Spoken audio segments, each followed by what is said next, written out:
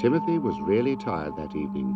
He fell asleep almost the moment his head touched the pillow, and he wouldn't have woken up until the morning had it not been for that strange noise.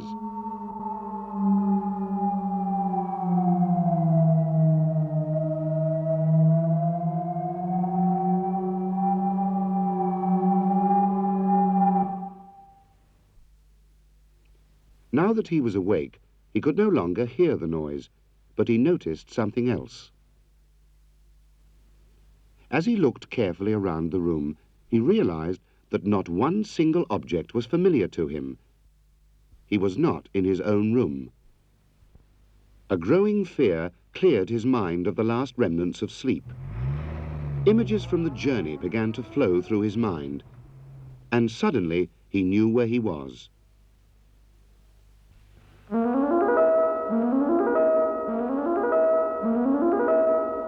The room began to take on the impersonal shape of a hotel room.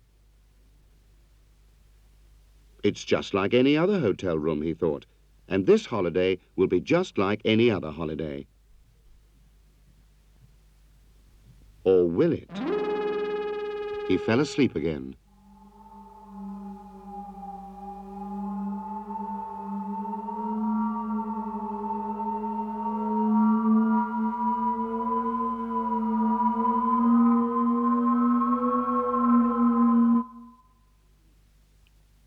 The noise had seemed so real to Timothy, yet now it was gone again. He noticed his father on the balcony and decided to ask him whether he had heard it too.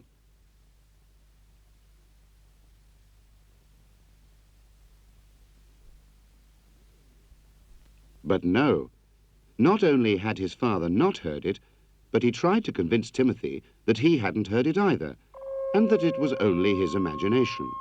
It was probably the journey and the excitement of the first day on holiday.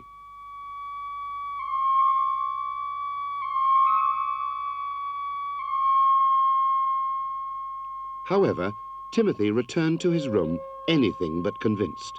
He knew he had heard something. But what?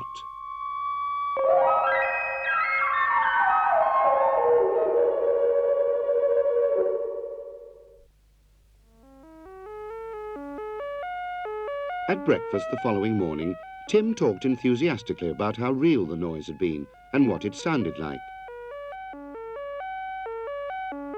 His mother and father didn't seem to take much notice of this.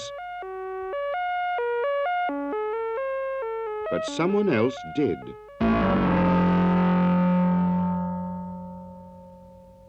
The waiter was very anxious to hear all the details, but he didn't offer any possible explanations, nor did he say why he was so interested in the matter.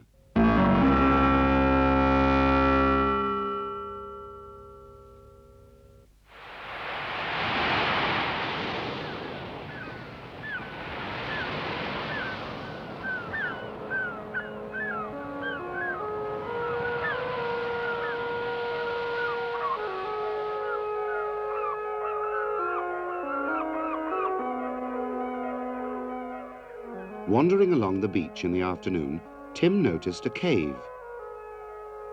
He felt an urge to swim to it and look inside. But he soon changed his mind when the lifeguard told him of the strong currents inside the cave. Timothy asked the lifeguard if the cave led anywhere in particular, and was told that it didn't really go very far in, at least not above water level. He also learnt that the entire peninsula was crisscrossed by underground streams and caverns. Then the lifeguard said something that Tim didn't understand at first. Who knows? This cave might even lead to the gold of the legend. Tim obviously hadn't heard of the legend. The lifeguard then began telling him of the monk in medieval times who, according to the legend, discovered the secret of making gold by some chemical process.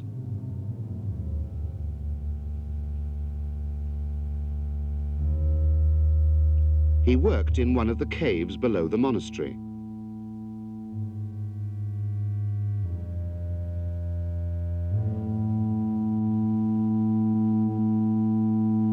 The other monks thought he was doing something unholy, particularly because of his association with an outlaw from the area. So they went away one by one until the monk was left on his own. It was then, according to the legend, that his friend, the outlaw, killed him and ran off with the gold.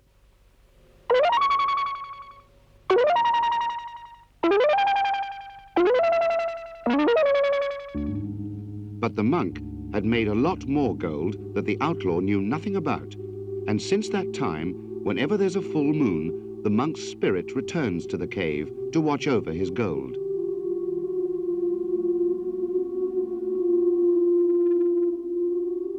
Some people swear that they've heard strange noises at night when there's a full moon.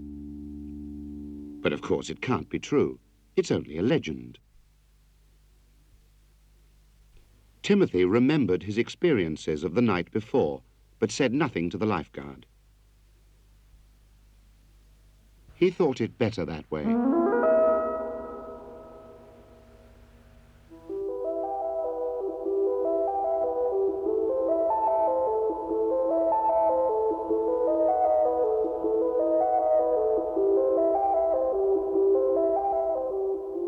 Timothy decided to investigate the cave, and that night he stole out of the hotel room and climbed down the winding staircase to the beach below.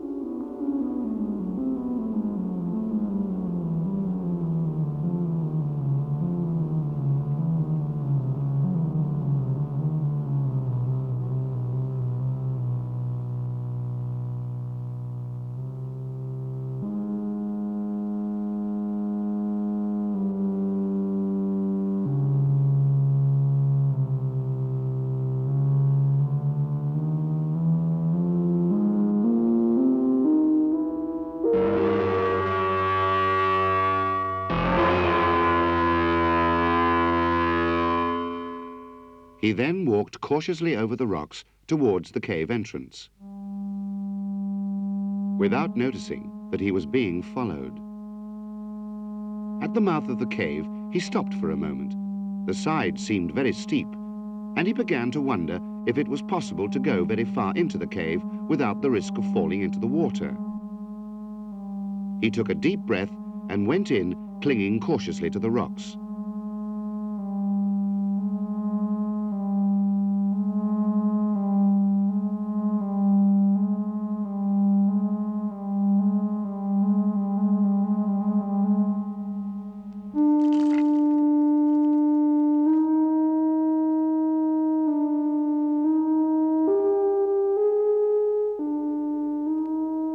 But soon he came to a halt.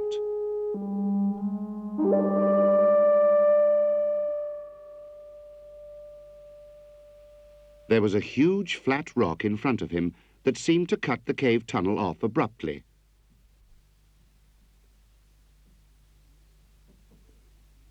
He ran his hands over its smooth surface as if to make sure that it was really there, and then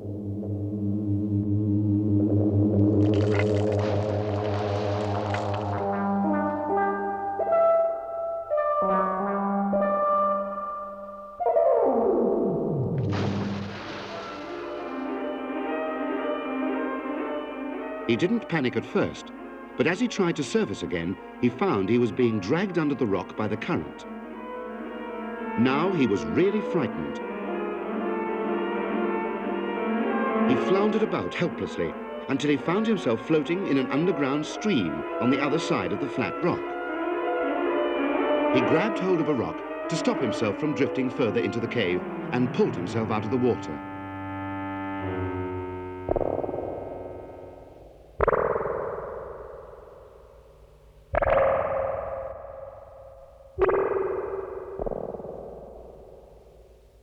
He lay there exhausted for a few moments and then lifted his head and looked around.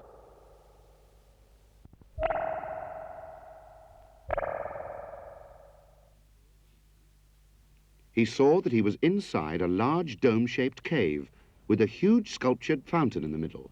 The fountainhead rose majestically towards the cave ceiling.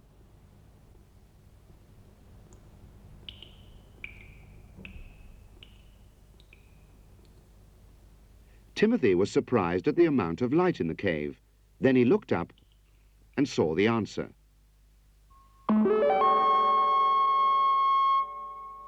The familiar face of a full moon was inching its way across a hole in the cave ceiling.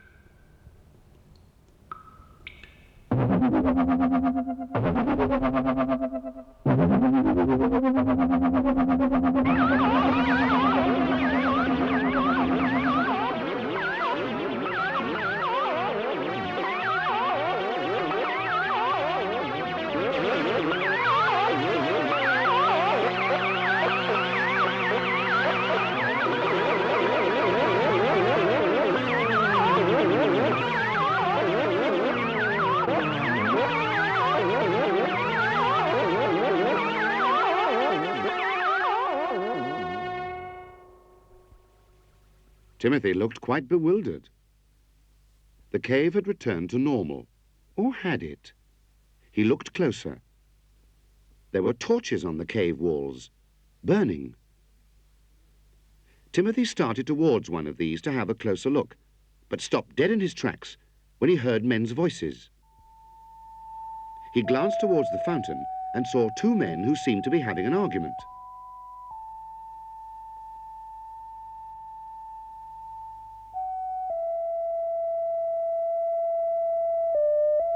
One of the men was obviously a monk.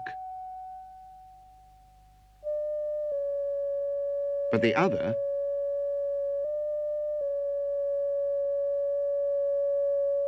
Suddenly, a knife plunged into the monk's chest. The other man turned and shouted in the direction of the fountain. But then he too was struck by a knife. The big burly man fell down, still cursing the fountain. Seconds later, a third man appeared from behind the fountain. He sat down on a stool at the base of the fountain and looked like someone who was preparing to operate some strange machine.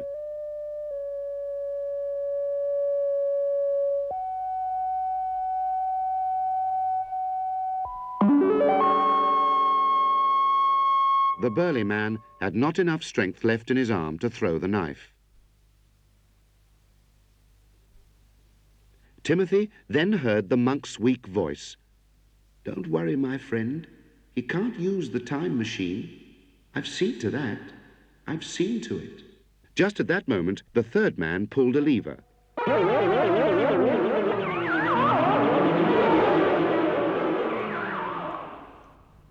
Then all was dark and quiet.